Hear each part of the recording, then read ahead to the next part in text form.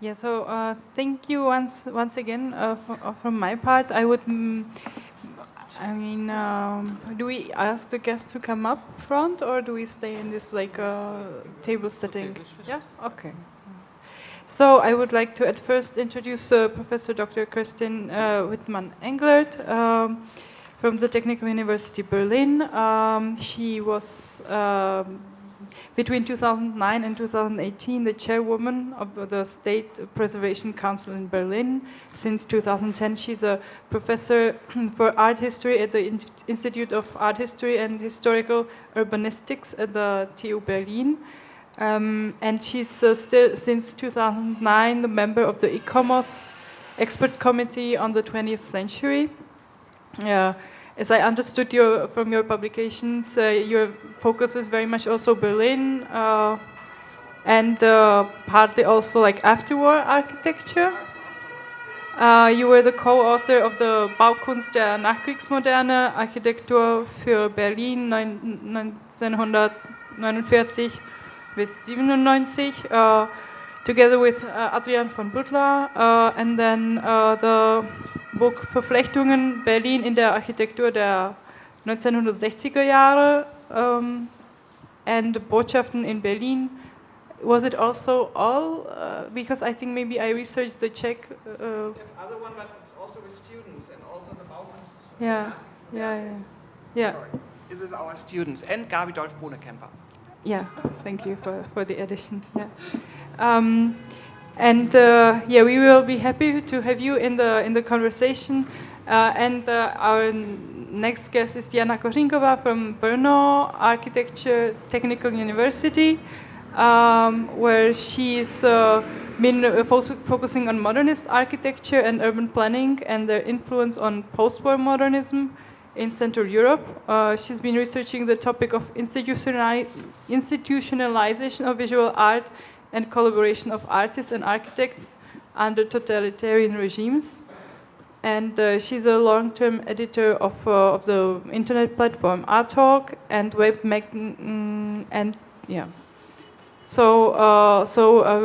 warm welcome to Jana as well. Maybe I would open the floor for any comments or any questions on this last presentation of Beate Störtkuhl, and maybe then we can go on discussing the topic with our guests. Can I start? Yes, please. I wanted to ask you. Yeah. Okay, I just feel that I would need to add something to the topic of the city of Brno and the exhibition center, because this is where I come from nowadays, and this is where I do my research at the moment. And we've seen a presentation on the exhibition grounds that was built for the exhibition of contemporary culture, as it was said already. But I just wanted to remind one thing, that sometimes functionalism or modernism tend to be overestimated, and because it's supposed to be the peak of Czechoslovak culture, and the 10th anniversary of the successes of independent Czechoslovakia was celebrated. It was well planned in advance by the president, who was a sociologist. Yeah, Masaryk. He knew how to plan, actually. So what I wanted to add to the topic is that it's not that known, but that actually the ground, the plot, the buildings for the building site was confiscated by the state to a German-speaking citizen, Viktor Bauer, who was a guy who felt to be Moravian by his nationality, but German-speaking Moravian. And he decided to settle down in Brno. Although he and his family moved around Europe, he's also known as the commissioner of Adolf Loos. And he was, you might know his portraits by Egon Schiele or Oskar Kokoschka. He was photographed by Dora Kalmus and like famous portrait by famous artists of the 20s. And he decided to settle down in Brno just before Masaryk decided that Brno would be, it was a convenient location for celebration between the capitals of Slovakia, Bratislava, and Prague, so somewhere on the way between the two capitals, that there should be, the successes should be celebrated and commemorated there. And the family was deprived of the plot like in 1923 already, so 5 years before the functionalist buildings were built, or the planning scheme was set, that he was informed by the authorities that he would have to give his land for, let's say, public. That was a public interest, and he didn't want it. He didn't want to give it. But, one of the reasons. Short question, but was it like a political-driven thing, or yes, was of it like course, of course. Yeah, it was, and it was also because this is, I substitute Rostislav Koričánek, and before he sent me here, because accidentally I had been here 2 days before, and he knew. He told me that I should remind that for Czechoslovaks, functionalism was also expression of nationalism, and that modernism was in clear opposition to historicism of Austria-Hungary, and that it's like a way or means of emancipation of the new Czechoslovak state. And if we add one more thing, that nationalism also meant that the German-speaking, not in Brno, it was not a minority, as it was said, but it was about half of the population, and in a city or in a town, it was even higher. So it was a German town, basically. That there were no, like, it was maybe easier to steal the land from a German-speaking guy, to be like open. And so he didn't want to give his land for the purpose of having hosting the exhibition of contemporary culture. Also because he had he had a small chateau in the area. It is still there actually. And he commissioned Adolf Loos to redesign the whole interior and extend the chateau. So it was in around 1922-23. So that's about at the time the exhibition was being planned. So he decided to settle down there with his family and make them Moravians, because before they lived in Vienna and Dresden. So that was bad luck for this family. And yes, and now we planning some celebrations of the anniversary of Adolf Loos. This year we celebrate Bauhaus. Next year it's going to be Josef Hofmann's and Adolf Loos's anniversary. And in Brno, maybe thanks to functionalism, Adolf Loos is not known, as not that well known, not for being a native of Brno. He was born there. Also because he was overshadowed by this golden period of functionalism. Yeah, and I wanted to stress that because I'm also dealing with post-war architecture. That for me it was really difficult to start the research of of the period after the Second World War, because it's always supposed the interwar period, the First Republic, is supposed to be, it produced the highest possible quality, and that nothing that came after was worth examining or researching. So I realized that, the stress on functionalism also throws shadows on some parallel development, that there was no not only functionalism in the 20s and 30s, that there was also late modernism, you know, as a parallel, but it's not explored that well, the period. And that one more topic is that in the late 30s, just before the Second World War started, that the functionalists, which is not also known because I think Helena, she stressed the meaning of functionalism, you know, the definition or some possible meanings or interpretations of it. It's like pure architecture without art incorporated. And because I explore the collaboration of artists and architects, I can say that at the end of the 30s, functionalist architects like Bohuslav Fuchs, they were planning to implement art in architecture, to make something like manierism, you know. It means that there were some plans made to make art a compulsory part of public commissions in the late 30s. So it means that if the war didn't happen and there was no socialist realism after, that we might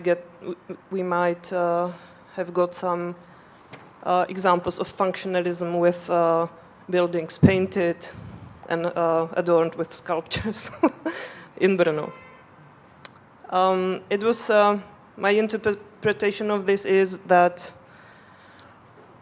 actually it was a means of social, like economic or social help for artists who were unemployed, let's say, or didn't have enough money because of functionalism and of its purity. So it was some comradeship, let's say, and an act of comradeship. So these are some topics which I'm exploring in my research, but they are not really easy to explore because this, as I said, the golden period of functionalism, you know, it's sort of, it's supposed to be, well, the peak, the best, you know, unquestionable. But I think it has to be questioned, you know. That's it. That's all from me now. Yeah, so okay, thank you for this comment. So yeah, it's interesting that obviously there was kind of a repetition in Brno by taking land from the Germans, but this is of course another story. But you're now switching also to the post-war situation, and there I have some questions. But maybe we stay a little bit in the interwar period. And Helena, actually, I think that you might have had something, but feel free. We maybe collect some comments and questions first. Vendula, please. Thank you. Well, I just would like to add 2 comments to Jana. Functionalism in the Czech lands is really underexplored terrain. Although we know a lot about many people and a lot about many spectacular buildings, we still tend to suppress many unfitting topics. And it's not only the Germans, but we also had forced labor camps in functionalist style designed in interwar Czechoslovakia, which nobody wants to hear about, for instance. And the other comment is that we usually do associate Brno with functionalism as like kind of culmination of culture development there. But I read functionalism in Brno a kind of changing the local identity. Because as Jana said, Brno was a German town, and implementing new visual code meant that Czechoslovakia, in terms of the dominant nation, which was a Czechoslovak nation, which is a political construct because no Czechoslovak nation existed before, it was just a political intention how to create Czechoslovakia and not Czech-Germania, because the Germans were, after the Czechs, the second biggest nation. So it was a political decision. So implementing functionalism into Czechoslovakia was a kind of colonization. And I'm leading a research at the moment and we found out many things that the Czechoslovak authorities really sent architects from the capital to the colonies, meaning, for instance, to Slovakia. And it's in public documents. Also to the Ukraine. Also, but usually we don't think about Slovakia being an overt colony, but you find it in the documents from the early 1920s that they colonized Slovakia. I mean, it's I don't know, like, I mean, that's like, it's a like really strong expression, you know, like colonization. It's in the documents. It's in the documents in the Ministry of like, Public Works. They use word kolonizace Slovenska. As their agenda. Yeah, literally kolonizace Slovenska. They had a government program of establishing new villages for agriculture in Slovakia, and it was kolonizace Slovenska. It was like ordered sort of industrialization. Yeah, yeah. But it's known in Germany too as Binnenkolonisation. It means taking land to bring people from the slum areas and so on to settle them. It's in German normal town and nobody is, let's say... Kann auch Deutsch sprechen, was... Ja. Okay, ja. Also das ist ein Begriff der 20er Jahre, der allgemein verbreitet ist und mit der Bodenreformbewegung zu tun hat. Also es gibt dort eine Landkolonisierungsbewegung auch in Deutschland, Binnenkolonisation, und die ist mit Adolf Damaschke und mit syndikalistischen Prinzipien verbunden gewesen, ohne dass dort jemand enteignet oder sozusagen bedrängt worden ist oder Kulturen überformt worden wären. Das haben wir parallel also. Aber war in dem Fall wie war in dem Fall die Sache angelegt? War das so, wie Frau Hein das jetzt beschrieben hat, oder war es tatsächlich eher in the notion of real colonization? It was a certain political colonization because they wanted to uplift Slovakia into a certain degree of economy. So this was the way how to achieve it. But I think this was like a common project of modernism, you know, like this civilizatory process goes like from, and you see it with Neurath, you see it in this belief of progress everywhere, like, and seeing that like part of Ukraine, there was also Zakarpatska Ukraina, part of Czechoslovakia, then there was this strong tendency to, you know, industrialize, educate the people, and yeah, so that's how the sort of the construction, as you said, of the national state was built up. Yeah. Ich muss ja vielleicht kurz mal was... pragmatic, I think. It was quite pragmatic, I think. That's. Ich erkläre nur kurz für Leute, die das auch später hören werden, warum wir hier so viel Hupen haben im Hintergrund die ganze Zeit. Wir haben hier zwei Gruppen von jungen Menschen, die Plakate ausgerollt haben, Hupe und wir trinken, honk and we drink. That's why we have all this honking and the wedding. So yeah, but we have that. Okay, that's the Maybe it's an Extinction Rebellion kind of a set of protest, but I don't think so. But sometimes it's interesting to look, as Simone Hein mentioned, that the terms used, like hygiene, you know, were used differently at certain periods of time. As well, colonization and race was also used differently. So if, I don't know, Neurath was in his text using race, you can't tell he was a racist because the words were used in a different context. So yeah, maybe that is, but it's an important thing for debate. I wanted to first say thank you for your lecture. It was really interesting, and I think you didn't talk only about Czechia, and also about Poland. And Helena, you started with a question: is all modernism Bauhaus? Your lecture, and I think it's really interesting. Till now, we are speaking about the Bauhaus, the Funktionalism, the Bauhaus, and now the Werkbund. And for that reason, I wanted only to add that the Technical University has financed by the Federal Commissioner of Culture and Media, and we are working together in that, also a project concerning the architecture, the modern architecture, and that's interesting. What does it mean, modern? Modern art architecture in the interwar period, which is perhaps not Bauhaus and not Werkbund. What does it mean? You spoke about national what's the national? We had this in your lecture, this classicism, and I think that's also a very interesting subject matter now for our discussion also. What does it mean? Because that's really programmatic, all the Werkbund and what you show us, the exhibitions. But what we do with the world modern, functionalism, if we don't have this very spectacular architecture as Bauhaus and Werkbund. Okay? Yeah. So we now have this new historical situation 30 years after the fall of the wall. And I think that there are no geographies west and east anymore. They existed for 40 years, but now for 30 years we have seen and had a European dimension that was strengthened by the accession of Central and Eastern European countries into the EU in 2004. So it was important for us to consider the new territorial dimension. And this was one of the reasons why we organized this festival. And the networks that existed between the World War, there existed very intensive networks, Bauhaus, etc.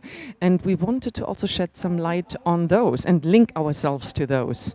And we wanted to also invite curators and young experts from these countries to have a discussion with German colleagues. We wanted to link people and topics. And we wanted to make sure that everybody gets to know each other. So again, thank you so much to the Goethe Institute, to the German Czech Future Fund, and to the the Federal Agency for Civic Education. They all facilitated this exchange. And now I have the honor to introduce our guests here tonight, our panelists. They will speak about constitution and building culture. So first of all, we have Christine Edmeyer, the president of the Chamber of Architects. Brief CV, she studied in Berlin at the UDK. She studied here, and since 1992 she has been running her own architectural and urban planning office here in Berlin. So you are sort of a pioneer that fits perfectly into this pattern. Since 1992 until 97, she had different jobs at TU Berlin, at the Arts College in Weißensee, and since 2009 she has been the vice president, and since 2013 she has been the president of the Chamber of Architects in Berlin. So a cordial welcome to you.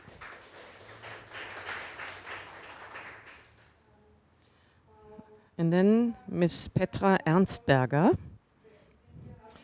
I think I briefly met you in Leipzig at the book fair, and I think we briefly discussed our agenda. Currently, you are the managing director of the German Czech Future Fund. Since 1990, you have been a member of the Social Democratic Party in Germany, and from 1992 until 2005, you were chairwoman of the SPD sub-district Hochwohnsiedel. I think that is in Bavaria, very difficult for me to pronounce. From 1994 until 2017, you were a member of the German Parliament for the SPD, for the Social Democratic Party. And since November 2004, you were parliamentary managing director of the SPD parliamentary group.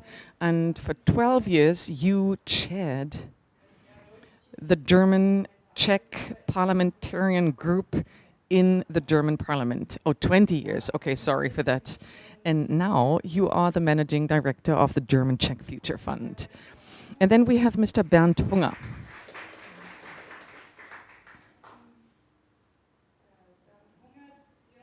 director of the Competence Center for Large Settlements. He is an urban planner and a city sociologist and lives in Berlin. He studied in Weimar at the only school of architecture in the former GDR. This is where you studied, okay, correct. It was not the only one, okay, but the most important one, because there was no technical university in the GDR, was there? No, it didn't exist. In Weimar, the most significant university existed, okay, and in Weißensee, all right. Since 1987 until 1990, Bernd Hunger chaired the department at the Institute of Urban Planning at the Construction Academy of the GDR.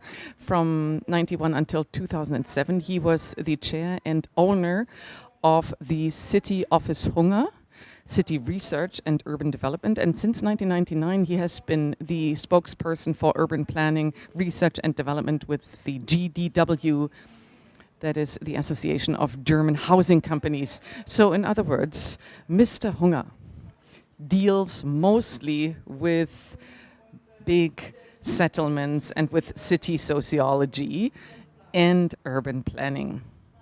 And last but not least,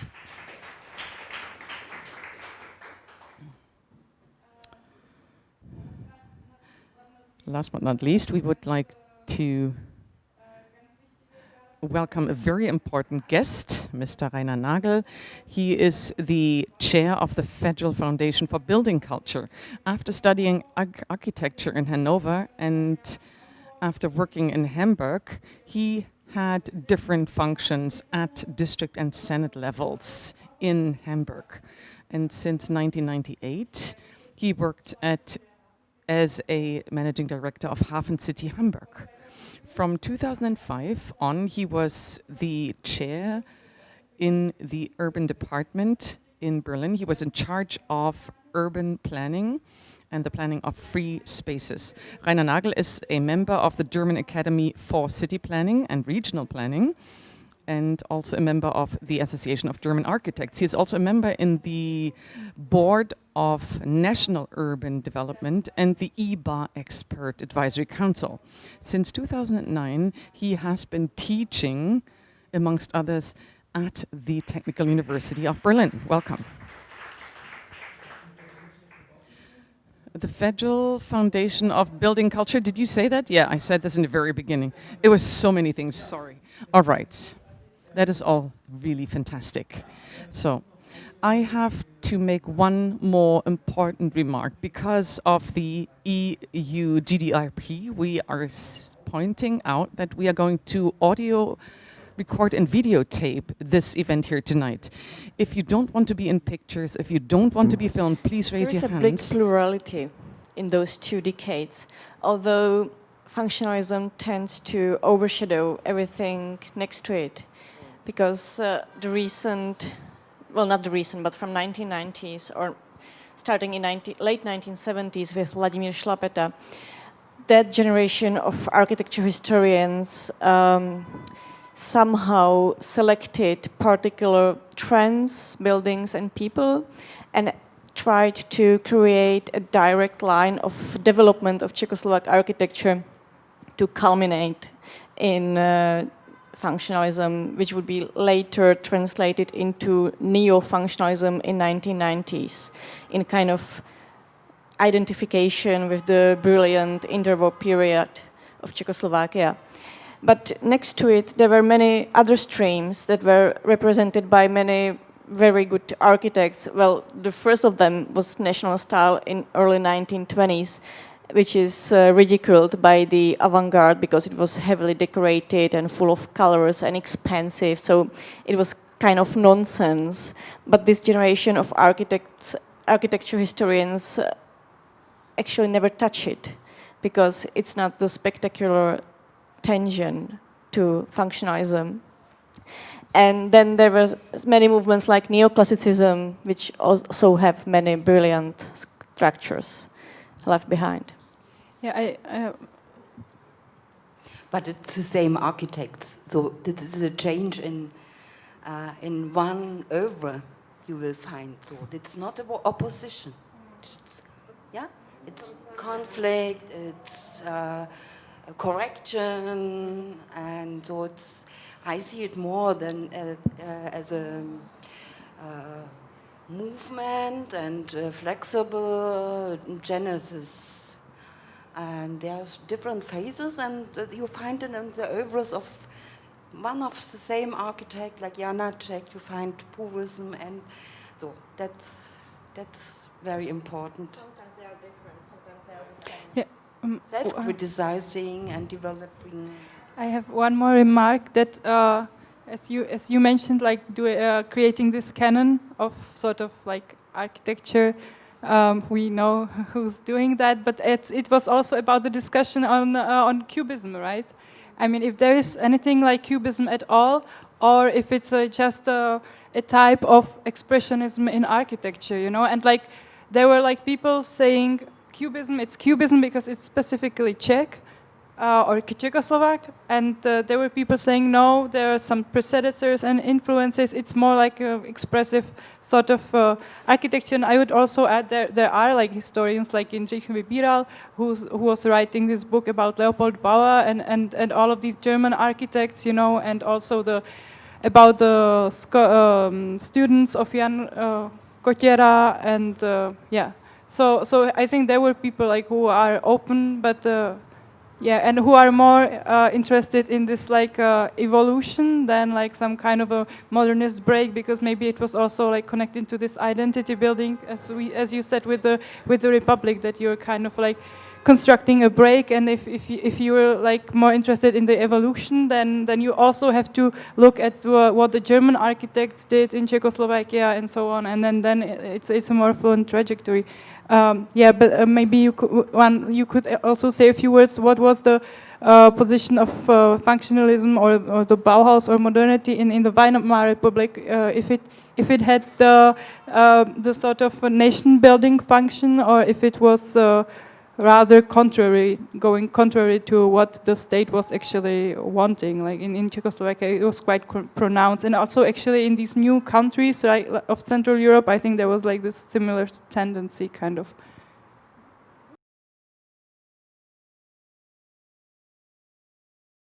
When you walk around, you will notice that it is not determined by aesthetics or by the culture of building, but we will soon reach also considerations of sociology and also constitutional theory, and also the freedom to assemble.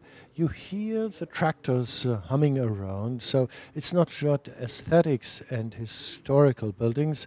I think the concept of democratic space is extremely important. In other words, without a sufficient offering in terms of building, no democracy can thrive.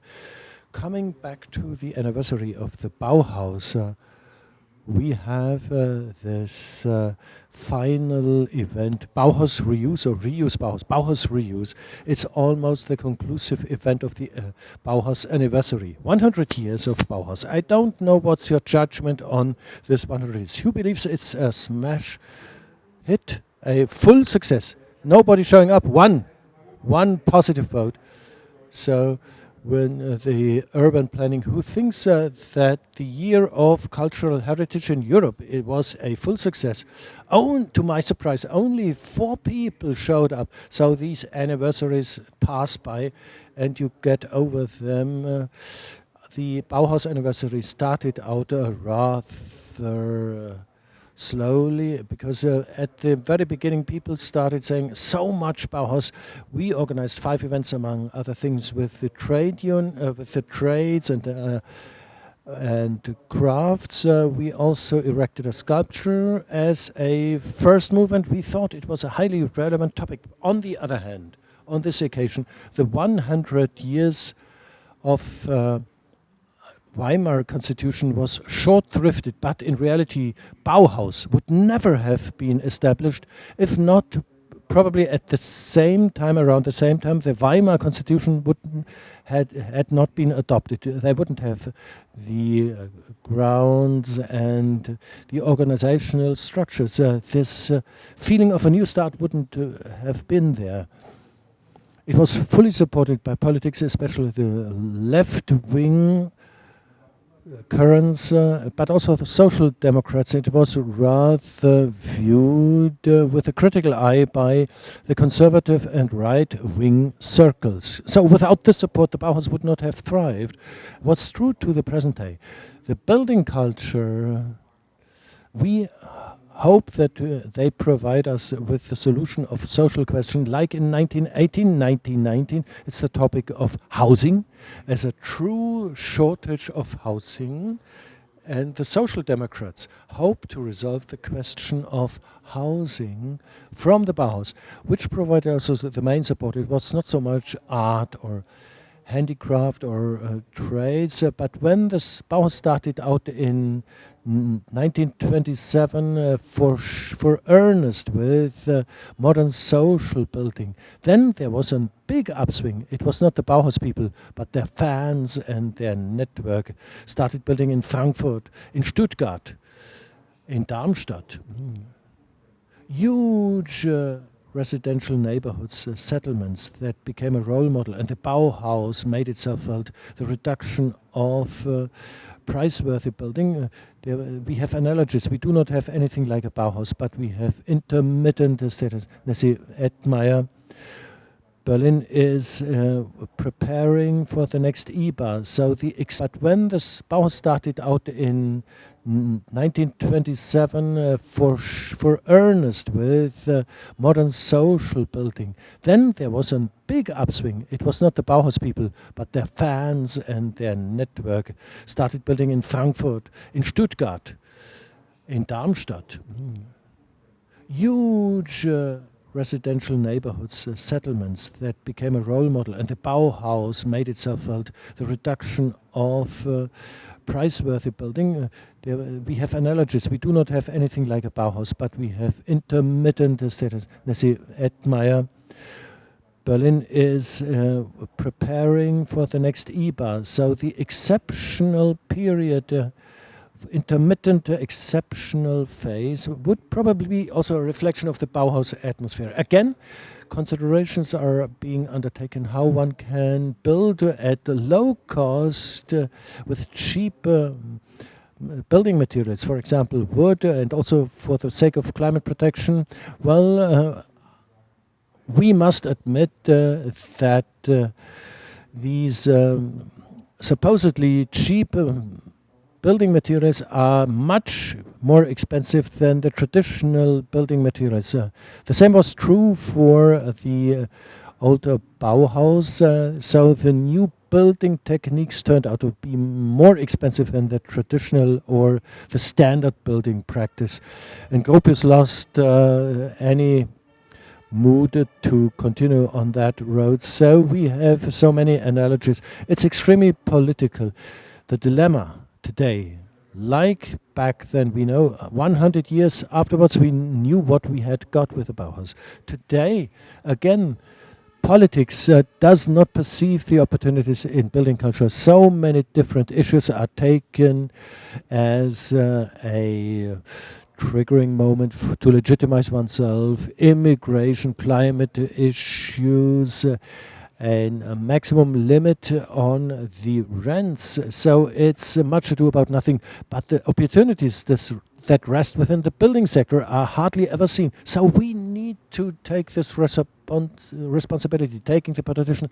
Why don't you take advantage of us and of the enormous potential that rests in building and in building culture? You have also holistic view. Holistic, well, even more than what we call holistic or sustainable, not only ecological and economical, but also a spatial impact, creating on also in a procedural way, because Bauhaus was also a procedural experiment in a cultural sense. Before following up on this political sphere, a quick... My question too. Mit dem Mikrofon. My question for your Czech colleagues, my Czech colleagues, would be: was there a controversial discussion about modern architecture, as it was in Weimar, as it also was in Poland. Not everybody was content about the new forms and the new architecture, and you have in Germany you have the strong fights, the völkisch people, Schulze, Naumburg, and so on, who fight for the German roof and all this. And you have similar voices in Poland too. Nevertheless, modernism was in the 30s. It was very, very accepted as a also Polish style for showing the modern nation. And did you have those controversies, those very, very aggressive controversies in Czechoslovakia too? I don't think so. I haven't met them, so this there would were be no my Weimar question. times and Well, I think there were some silent controversies, like, you know, in 1913, there's supposed to be the first villa with a flat roof, designed by Adolf Loos for Victor Bauer. It's the same guy who had to give away his land for the exhibition of contemporary culture. So it's 1913, but yet in 1930, you know, the rich businessman Peček in Prague, you know, he finishes Max Spielmann, the architect at that time, designing in still in the neo-Renaissance style. So he designed a villa for him. So I think it was just a matter of individual taste, and it sometimes we have to. As it was suggested that there were parallel streams of you know, late historicism or neoclassicism. Modernism, which some people who were, I think it was very individual, inspired of private commissions and private taste of the commissioner, because in 1913 a villa with a flat roof, really an expensive house, let's say, but you know, it was not representative for the audience, let's say, but it was very functional, modern, and high standard, high quality of living. You know, it was provided by laws for the commissioner. But you know, on as far as the facade, you know, and the overall like solution of the house it was not, you know, it didn't have any follower at that time, because it's still like 14 years to the Das Weissenhof. Exhibition. But also it was suggested that some architects, they were able to shift from one style to another, like doing even like Otakar Novotny, he did these hybrid houses for commissioners who were afraid of modernism, I would say. It's still, you know, you apply some elements to the interiors, but the facade and so on, there are some classical features still. So I think that some of the businessmen, you know, it's my opinion, who got rich very quickly, for example, and they came from the villages or from the countryside, let's say textile industrialists, that they needed the architecture to provide the representative function, which I think functionalism didn't. It was good for living, but not. It didn't show that you have the money, you know. So I think there was some transition period, which is maybe not well explored. But it means that Vendula was right, that there are still many challenges to the research. Yeah, and open questions. But speaking about questions, quick follow-up question. There were so many starting points for every of our guests. The question of housing. The Bauhaus could not really have a home run. And what I heard from you when it was about the settlements of the post-war modernity and also those settlements before modernity, building culture needs support from the politicians, and it needs to be seen in a holistic way. I think this is also close to your heart, Mr. Schruoffenegger. Such a municipal approach in order not to compartmentalize urban planning and urban building, and also your topic, Miss Ernst Berger Chamber of Architects. So much Bauhaus. It's not so much Bauhaus. On the contrary, in the Czech Republic we have so much of functionalism. Nonetheless, the functionalism was short-drifted. That's also a reason why you supported this Czech perspective. What can you tell us about your feelings when you have this perspective on Germany from the Czech Republic, seeing the Bauhaus in context? Well, of course, we must say there must certain political conditions were necessary to have such a thriving building culture, not only the Bauhaus label, but throughout Central Europe. It was a major foundation for the dynamics and identification with modernity. What's your judgment, seeing this from a frequent traveler between Germany and the Czech Republic? What's your view on this anniversary? What's your view on this series of events that has not been appreciated enough in the making of the modern states in Central and Eastern Europe? Well, as was stated before, well, there were certain conditions under which the Bauhaus could come into being in the first place. The Weimar Constitution is a part of it, but also the right to vote for the women, but also the development in social housing. Social housing was taken as a major task. Something had to be done for the workers.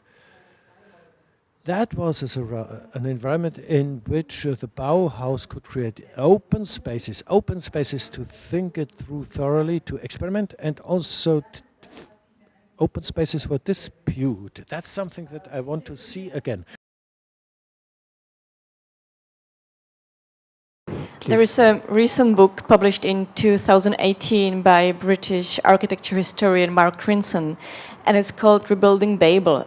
And the whole book is about internationalism, that there are so many different forms of internationalism worldwide.